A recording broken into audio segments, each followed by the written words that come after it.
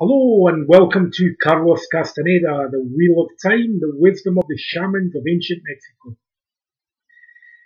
The quotes I'm going to be interpreting are from Journey to Ixtlan, which is the third book in the series. So, starting from where we left off last week, Don Juan. When nothing is for sure, we remain alert, perennially on our toes. It is more exciting not to know which bush the rabbit is hiding behind than to behave as if we knew everything. So, the sorcerer's world and the sorcerer's understanding is largely based upon the present moment and access to non-ordinary reality, where our expectations and our understanding of events is completely different from those of ordinary reality. In ordinary reality, we make plans and we have expectations, and our plans are based upon linear thought, and events have a recognizable sequence to them. But in the sorcerer's world, everything is unknown, mysterious. Everything is a surprise in the sorcerer's world. Well, perhaps surprise is not the best word to use, because for a warrior, there are no surprises, really. Rather, that events in non-ordinary reality are unusual, mysterious, unknowable, in a sense. They have a very abstract meaning. So, in that climate of uncertainty, in the unknown, we have to be alert, perennially on our toes, always on the lookout, with heightened awareness, with a sharpened mind, sharpened tools, a sharpened sword, catching that fresh wind of alertness. What Don Juan's saying is, it's far more exciting not to know what's going to happen than to act as if we knew everything, which we don't anyway, because we don't actually know really what anything is beyond our descriptions, our descriptive understandings, our concepts. But we don't, those concepts are only a reference. We don't know how the world is directly, because we don't see, we don't perceive it directly. So all we have to go on is descriptions and common agreements, which is the basis of ordinary reality. Next one. As long as a man feels that he is the most important thing in the world, he cannot really appreciate the world around him. He is like a horse with blinders. All he sees is himself apart from everything else. Death is our eternal companion. It is always to our left, an arm's length behind us. Death is the only wise advisor that a warrior has. Whenever he feels that everything is going wrong and he is about to be annihilated, he can turn to his death and ask if that is so. His death will tell him that he is wrong, that nothing really matters outside its touch. His death will tell him, I haven't touched you yet.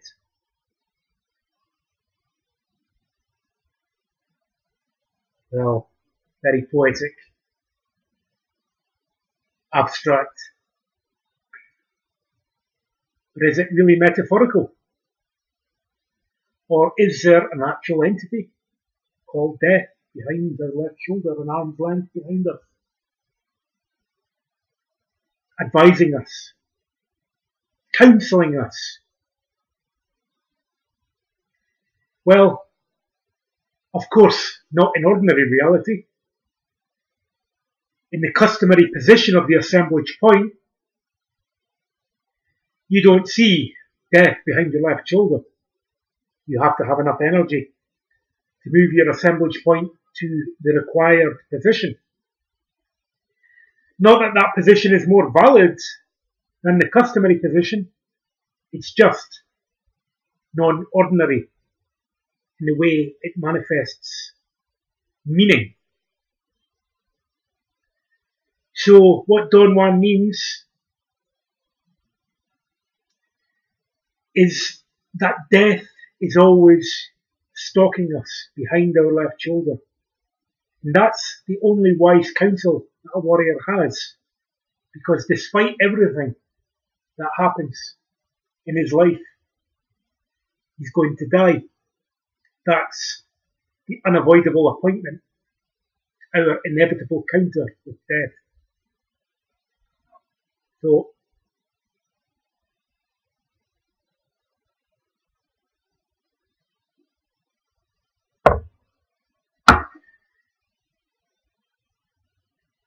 a warrior can turn to his death whenever he feels that he's about to be annihilated.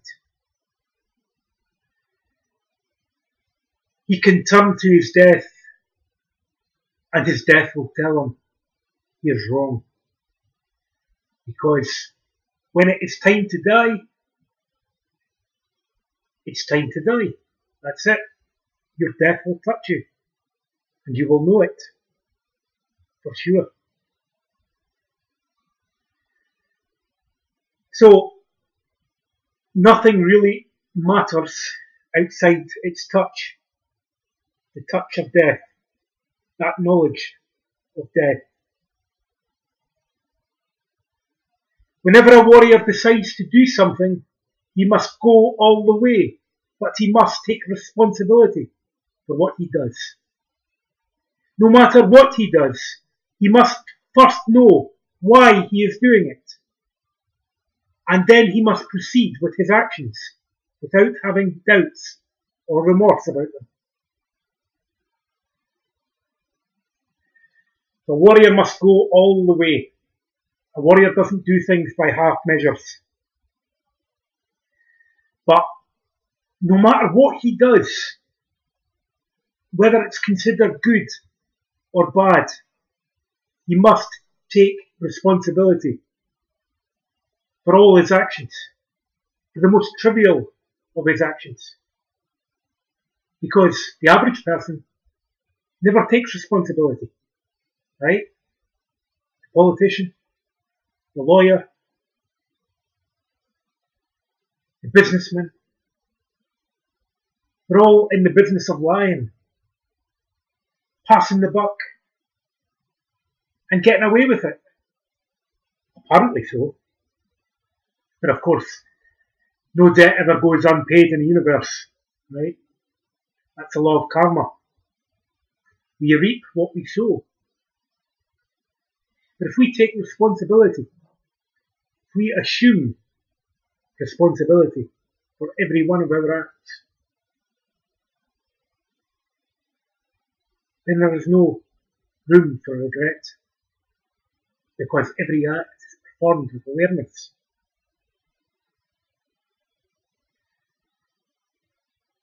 So there need be no doubt, no remorse, if provided the warrior knows why he is doing something. If you know why, if you know the reason behind everything you do, then there are no mistakes for which you will have to account.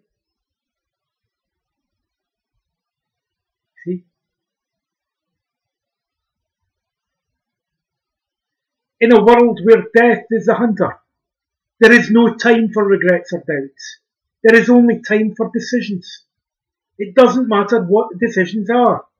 Nothing could be more or less serious than anything else.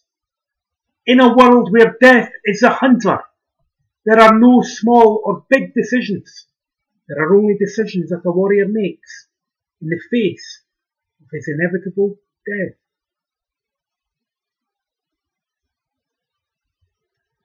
So if we can attain that cool, emotionless efficiency, performing all our acts in the light of the knowledge of our death, then nothing could be more or less important than anything else, right? So there are no small or big decisions, because there are no small or big things, problems. Everything in the universe of energy is equal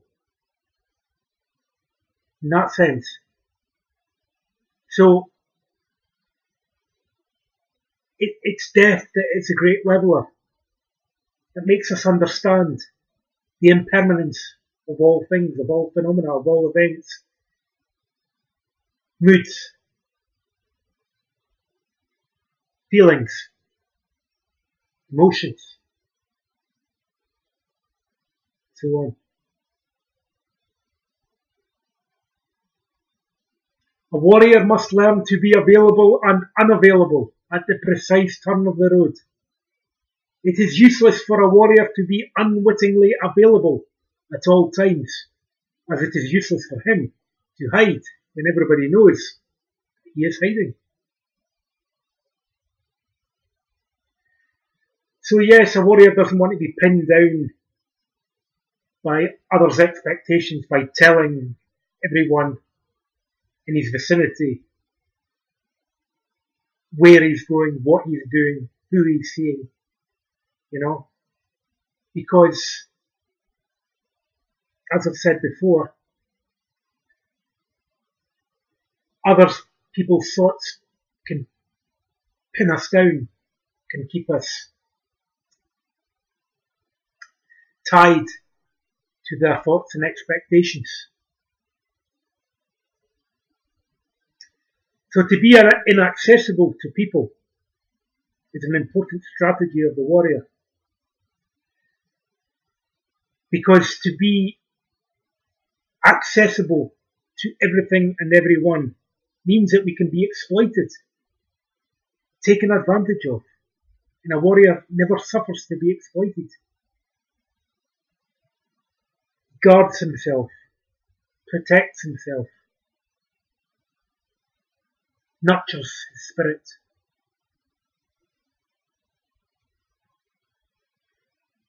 That there's no point being invisible if everybody knows it. If everybody knows you're in hiding,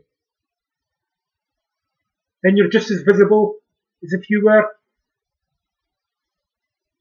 in a crowd of people and everybody knows that you're in that crowd. If everybody sees you, if everybody knows that you're holding yourself up in some castle, they still know where you are. So, a warrior must learn to balance being visible and invisible. It's a balancing act, a strategy.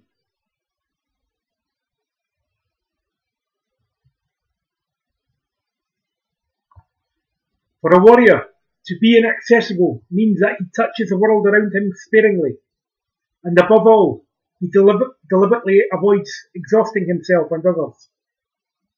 He doesn't use and squeeze people until they have shriveled to nothing, especially the people he loves. Now, we live in a climate where people think that it's okay to take advantage of others, to use others, to manipulate others. And then they complain when they're being manipulated themselves and used themselves. How? A warrior might use if he doesn't mind being used himself. But then again, a warrior holds himself to a higher standard than that of ordinary people. You know, we're living in a world that's lost its values, pays no attention to virtue, to character. We're not taught these things. We're not taught the values of honour, of dignity, of grace, of sincerity, of integrity. All these things seem to have gone out the window in man's obsession for pointless material things, for power, position and prestige. And it's not even real power. Doesn't last. Cannot be taken with you at death. Real power, of course, is energy, virtue, potency, nobility. The virtue that men used to hold in high esteem. Nowadays we talk about self-esteem.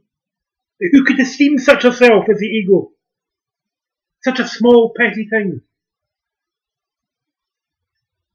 Hankering after material things, hawking on at one another, using one another, manipulating one another. This is not the warrior's way.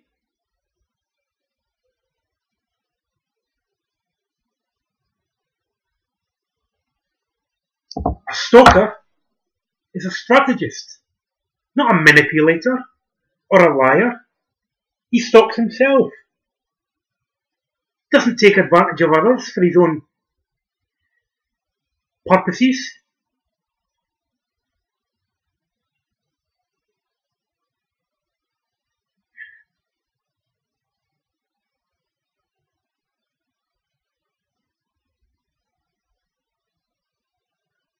Especially, he doesn't take advantage or use or manipulate or lie to people he loves.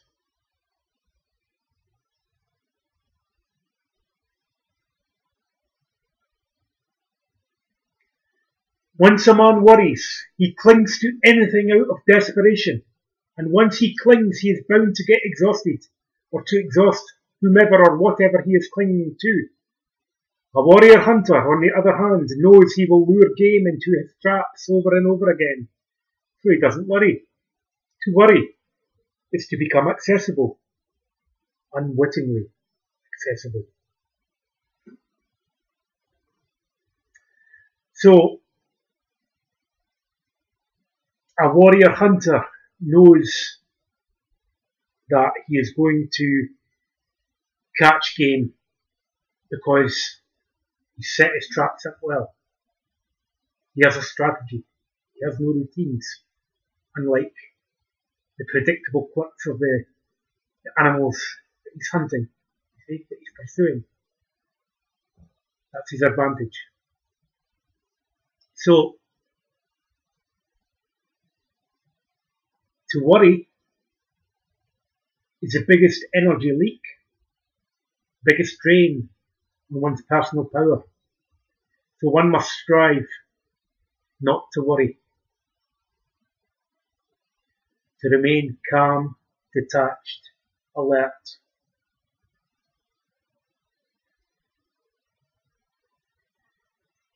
Because to worry is to become unwittingly accessible.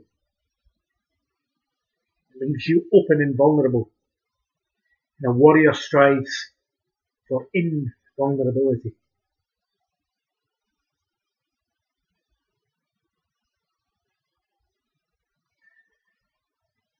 A warrior hunter deals intimately with his world, and yet he is inaccessible to that same world.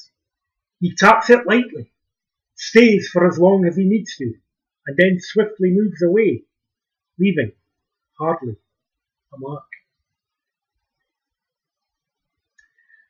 So, touch the world around you lightly. Don't use others. Don't be a drain on others. Have some morality, impeccability. Don't be heavy upon others. Don't weigh heavy upon them or upon yourself. Touch the world lightly. Show respect for things and people. Be honourable. Until the next time. Thanks for listening.